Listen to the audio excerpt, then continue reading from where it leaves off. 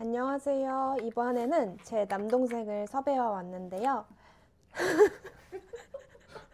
아무것도 모르는 제 남동생에게 한번 젤리를 소개해 보도록 하겠습니다. 자, 먼저 이 의치를 만져보실까요? 네, 딱딱해요. 맞아요. 이 의치는 최종 의치로 사실 환자 입에 바로 들어가도 되는 그런 수지 의치. 딱딱한 레진으로 만들어진 의치인데요. 이거에 대해서 한번 또 알려봐 드릴게요. 제가 이제 세 번째 치아 이야기라는 자료를 만들어 왔는데 왜 세 번째 치아인지 알고 계시나요? 아니요.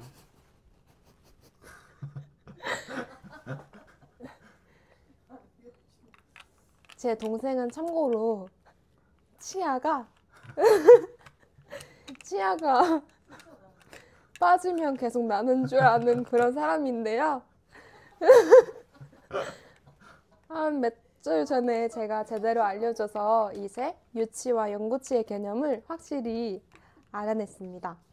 그래서 어렸을 때 빠진 우리의 작은 치아가 사라진 이후에 지금 우리가 가지고 있는 치아는 영구치, 영구적으로 있는 치아인데 만약에 이 치아가 빠진다면 혹시 생각해 보셨나요? 지금 가지고 계신 모든 치아가 빠진다면? 임플란트.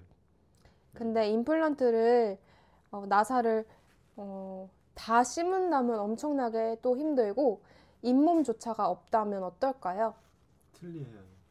맞아요. 그때는 이런 틀니를 제작하게 됩니다. 이제 우리나라도 초고령화 사회 120세까지 연령이 늘어났는데 그에 따라서 치아 수명이 늘어나는 게 아니라 치아 수명은 똑같아요. 그래서 관리도 잘 해야 되는데 그렇지 못한 환자들은 이렇게 우리가 틀니를 만들어줍니다. 두 번째 페이지 보면 왼쪽에는 이제 옷이 착착착착 쌓여 있는 모습이 보이고 오른쪽에는 맞춤 정장을 맞추고 있는 모습이 보입니다. 혹시 이러한 틀니는 왼쪽의 사진처럼 직접 편의점이나 그런 데 가서 그냥 달랑 사올 수 있다고 생각하시는지 아니면 직접 하나하나 정밀하게 제작을 해야 된다고 생각하시는지 어떤 생각을 가지고 계시나요? 하나하나 다 맞춰야 돼요. 왜죠? 사람마다 모양이 다르기 때문에. 사람마다 이 치조골의 잇몸의 퇴축 정도, 잇몸이 막 변형되는 정도랑 그 가지고 있는 그 고유의 특성들이 굉장히 다 천차만별이기 때문에 말씀하신 것처럼 이렇게 세밀하게 맞춤 제작이 들어가야 됩니다. 그럼 이러한 틀니가 한 번에 딱 만들어지지가 않고 정말 여러 단계를 통해서 만들어지는데 이거를 한번 알려봐 드릴게요. 먼저 이제 3단계 마법이라고 제가 정리를 해봤는데 왼쪽에 첫 번째 사진처럼 혹시 치과 가서 이렇게 뭔가 본을 떠본 경험이 있는지 있어요.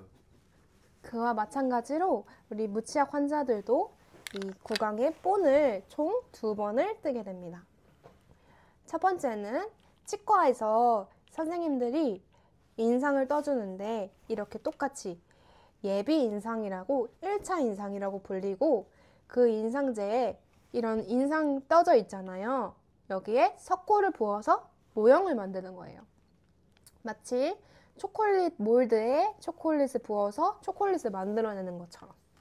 그래서 이런 치아 모형이 떠졌으면 아까 우리가 정밀하게 맞춤 제작을 한다고 했는데 맞춤 제작을 위해서 또 한 번의 기능 인상, 제대로 된 인상을 체득하기 위해서 그 모형이 이 환자만의 개인 트레이를 제작해 주는 거예요. 이해 가셨어요? 네. 그렇게 모형이 떠져서 개인 트레이를 제작했으면 또 한 번에 거기에다가 맞춤 개인 트레이에다가 또 인상제를 넣고 인상을 뜨는 거죠. 본을 또 뜨는 거예요. 그래야 정말 첫 번째 인상에서 뜨지 못했던 그런 부분들도 재현해낼 수 있습니다. 그렇게 인상을 또 이렇게 두 번째 인상을 뜨면 그 모양에 똑같은 방법으로 초콜릿을 부어서 또 모델을 뜨듯이 정말 정밀한 모형을 뜨게 되고 그 모형에 이제 제작을 시작하게 되는 거예요. 그래서 이 제작을 시작할 때 어떻게 시작하는지 한번 사진으로 보여드릴게요. 먼저 이 사진은 아마 접해보시지 못했을 무치약 환자의 구강 모형입니다. 어떤가요? 맨들맨들해 보여요. 치아가 정말 하나도 없는 모습을 볼 수가 있어요. 그래서 이 모형상에 이제 이러한 텔리를 맞추기 위해서 첫 번째로 이 핑크 색깔 보이시죠? 이게 기초상이라고 하는 건데 기초상의 기초가 약간 베이직하다 약간 이런 느낌이 있잖아요. 그래서 이 텔리의 기초가 되는 그 부분을 맡은 기초상을 제작을 하고 이렇게 만졌을 때는 점토 같은데 이거를 빛으로 구워내면 딱딱해지는 그런 특성을 가지고 있습니다. 그래서 이러한 기초상 위에 인공치아를 심을 때 여기에 인공치아를 심으면 얘가 막 흔들흔들 거리잖아요. 네. 그럼 어떻게 해야 될까요? 약간 뭔가 껌 같은 게 있으면 좋을 것 같잖아요. 네. 그러니까 뭔가 껌 같은 왁스, 뭔가 유동 이렇게 만지면 꾹 눌러가는 그런 점토 같은 거를 여기에 제작을 해줄 거예요. 기초상 위에. 제작해줄 때는 보면 전치부랑 여기 앞니 쪽 그리고 어금니 쪽이 있죠. 앞니는 조금 얇고 어금니는 두껍잖아요. 그래서 여긴 5mm, 7mm, 9에서 10mm 폭을 맞춰서 제작을 해줘야 인공치아를 식립할 때 그대로 쑥 식립하면 되니까 엄청 편한 방법이 됩니다. 그래서 교합제는 이 인공치아 식립을 위해서 꼭 제작을 해줘야 됩니다.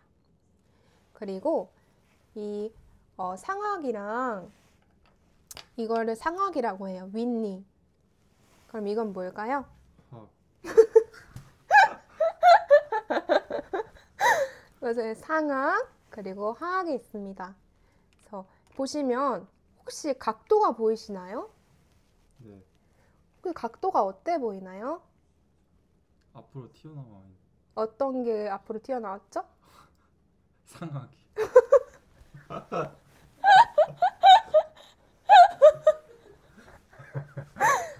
정말 예리하신 게 상악을 85도 각도로 약간 뻗어지게 만들어주고 하악은 90도 각도로 세워서 만들어줘야 돼요. 그래서 정말 예리하신 지적으로 이렇게 교합제를 어떻게 만들어야 되는지 한번 같이 이야기를 해봤습니다. 이제 교합제를 만들었으면 인공치아를 식립할 단계입니다. 이 사진처럼 우리가 웃었을 때 보이는 치아 개수나 치아가 아랫니가 얼마큼 보이고 윗니가 얼마큼 보이고의 정도가 있어요. 그거를 치과 의사가 표시를 해주면 그대로 인공치아를 배열하게 됩니다. 인공치아 배열할 때 혹시 어디부터 배열하는 게 좋아 보이나요? 중앙. 앞니요. 이 둘 중에는 어디부터 배열하는 게 좋을까요? 상하. 왜요? 잘 모르겠어요. 상악부터 배열하는 것이 맞고 그 상악부터 배열하는 방법을 상악법이라고 정통 용어가 있어요. 말씀하신 것처럼 중앙에 선을 긋고 양쪽 앞니 먼저 배열하고 그 옆에 이를 배열하고 그 다음에 송곳니를 배열합니다.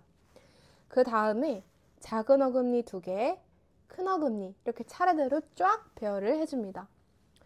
이 이후에 하악치아를 배열을 해줄 건데 하악치아도 똑같이 중앙에 선을 긋고 양쪽 앞니를 배열하고 그 다음 앞니 그리고 송곳니 이렇게 6개의 치아를 배열한 이후에 하악은 정말 특이하게 가장 큰 치아가 어떤 걸로 보이시나요? 혹시 어금니요. 어떤 어금니로 보이시죠? 손으로 혹시 이거 맞을까요? 이거. 이거요? 맞아요. 이 치아가 가장 큰 치아예요. 그래서 만약에 작은 어금니를 배열하고 이 치아를 배열할 공간이 없으면 그때 좀 큰일이 나잖아요.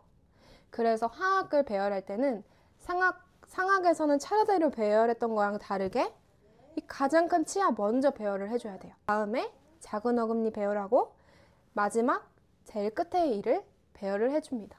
이제 만들어준 교합제에 이 상막법을 통해서 으치를 배열했으면 이렇게 울퉁불퉁한 표면을 잘 만들어줘야 이 무치학 환자가 딱 웃었을 때 저거 플라스틱이다 이런 느낌이 안 나겠죠. 그래서 이렇게 울퉁불퉁한 형태의 모습을 표현해 줍니다. 그래서 저희가 지금까지 설명했을 때 이건 뭘로 만들어졌다고 했나요? 제가? 왁스. 맞아요. 왁스로 인공치아를 배열하고 치은 형성까지 제작을 해줍니다. 그 이유에 대해서 혹시 생각 한번 맞춰보실래요? 왜 왁스로 제작했을까? 재조정이 편리하다. 아까 들었어요, 혹시? 아니요?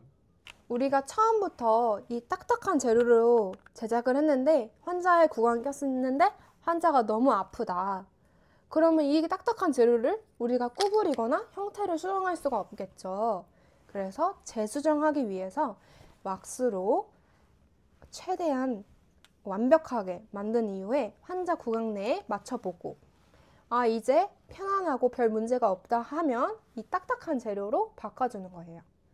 그 전까지는 수정할 수도 있고 다시 뭔가를 배열을 좀 다르게 할 수도 있고 이러니까 그때 왁스로 작업을 해주는 겁니다. 그럼 이제 그 왁스로 만든 최종 으치가 나비치라고 말하는데 이 왁스로 만든 으치를 이 수지 으치로 변경하는 과정에 대해서 한번 알아볼게요.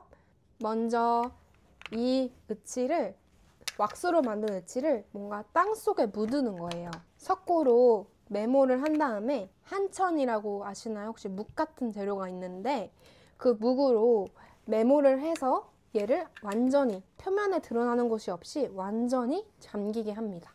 그 다음에 이 잠긴 으치를 왁스를 제거를 하기 위해서 열을 주거나 뭐 조금 이렇게 정리를 해서 녹은 왁스를 완전히 깔끔하게 제거를 해준 다음에 이게 제거가 된 모습이고 그 다음에 이 레진이라는 핑크 색깔 재료를 잘 믹싱을 해서 이제 여기 틀 안에 이제 우리가 이제 생성한 틀 안에 넣어서 압력을 주고 그 다음에 이제 뜨거운 물에 끓이거나 중압하는 과정을 거쳐서 이렇게 딱딱한 으치가 만들어지게 됩니다. 딱딱한 으치가 바로 이렇게 반딱반딱하게 결과물이 나오는 게 아니기 때문에 이후에 불필요한 부분을 다듬거나 삭제를 하고 깨끗하게 표면 정리를 해서 보이시는 것 같이 엄청 반들반들한 으치를 만들어줍니다. 지금까지 으치에 대해서 틀니, 제작 방법과 조금 이렇게 낱낱이 파헤쳐 봤는데 혹시 어떠신지? 되게 유익한 것 같아요.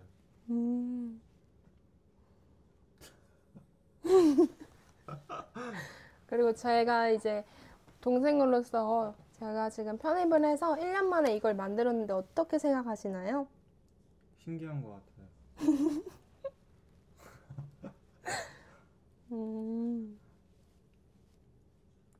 앞으로 치아 걱정이 혹시 덜어지셨나요? 네. 그럼 여기까지 하겠습니다. 감사합니다. 다시 해야지. 뭘? 너도 이거 해줘. 아, 싫어. 감사합니다. 이런 거